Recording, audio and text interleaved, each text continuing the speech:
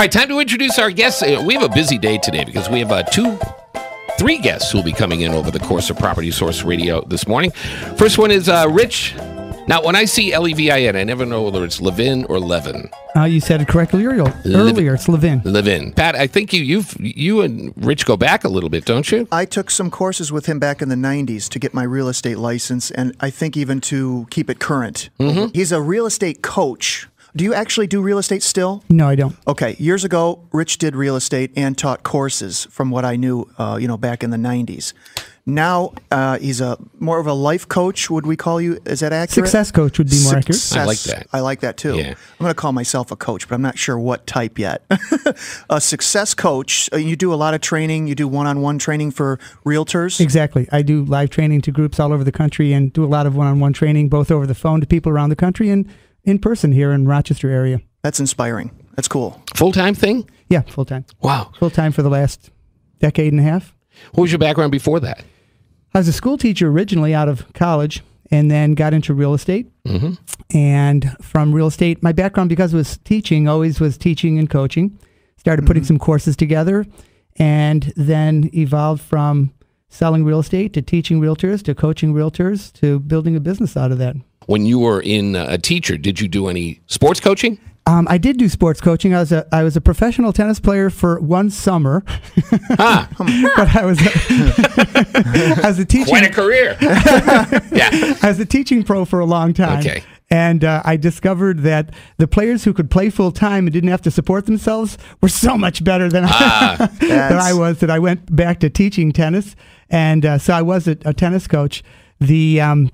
But the real estate coaching really evolved because I was doing live courses.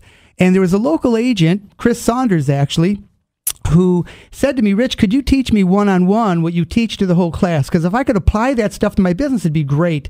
So I said, sure. And I started working with him one-on-one. And his business doubled, went from, if I can use the number, $3 million to $6 million in business over the course of 2 years.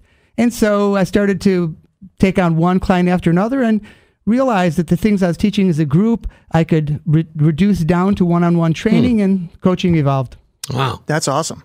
I was just going to say a minute ago, that's coming first circle from being a school teacher, going into the real estate career, maybe doing a tennis thing, and then coming back into a coach, a success coach. That's just the same thing as teaching again. Yeah. That's awesome. It never ends. This is a fascinating story because it's unique. You know what I mean? I kind of want to hire you. You know what I mean? Do something to kick me and get me going, at 4 a.m. And one of the things that's different about what I do than a lot of the other coaches that I see out there is that I really want to see measurable results increase. So if I were talking to somebody like Pat, I'd say, what are the measures of what you want to do?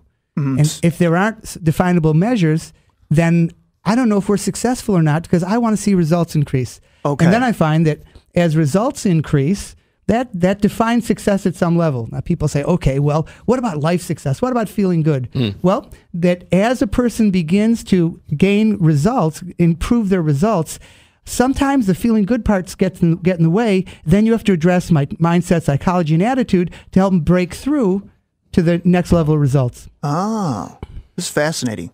Now, can I define it, though? Are you specifically working with realtors, and that's what you want to do, or do you branch off into other types of... Occasionally, people in other businesses will hire me. Okay. But I tell them clearly, my focus is real estate. I spent so many years developing as a real estate agent, developing real estate agents, as a real estate broker owner, as a manager.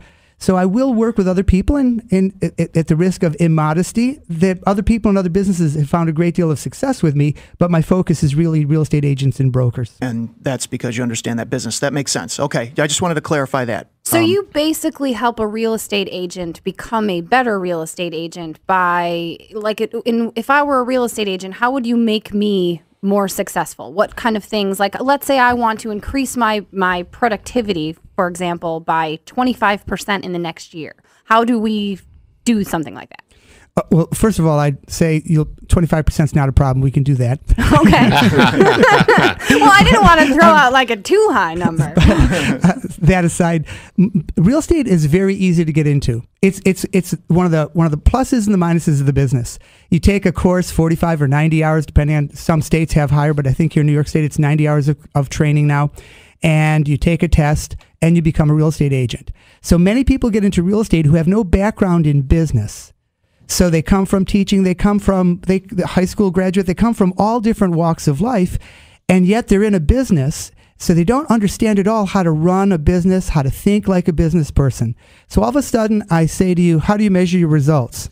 And you go, am I supposed to measure my results? And then we define what results there are to measure, and then we start just by, I have an expression, it's an old common one that says what gets measured gets done. So once we start defining what you should measure and measuring it consistently, you find yourself thinking in a different way, looking for solutions to increase that measure.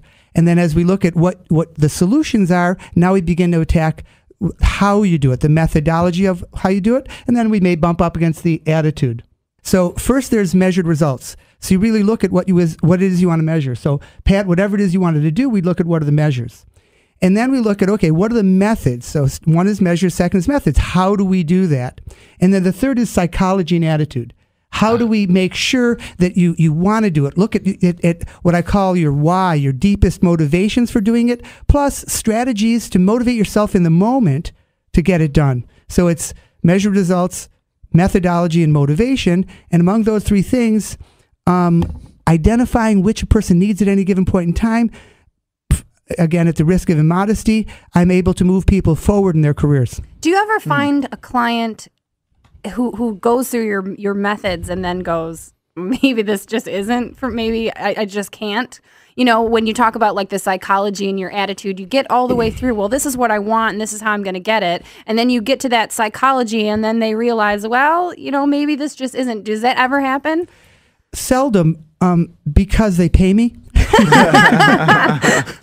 And typically people who are in that phase of deciding whether real estate is for them or not, typically those people will have a conversation with me first, and we'll clarify that. When we talk about what do you really want from your career, it's so clear that they don't have a vision, they don't have a desire, they don't have a commitment to the business, that I advise them not to proceed with me because they need to get clear that they want something before they move forward. So you want motivated people? I'll motivate them, but I want people who are committed to their own success. Committed people. Okay. And you won't just take their money and say, you know, we'll run through it all, and if it doesn't work, it doesn't work, because that doesn't prove anything for you. There are many that do that.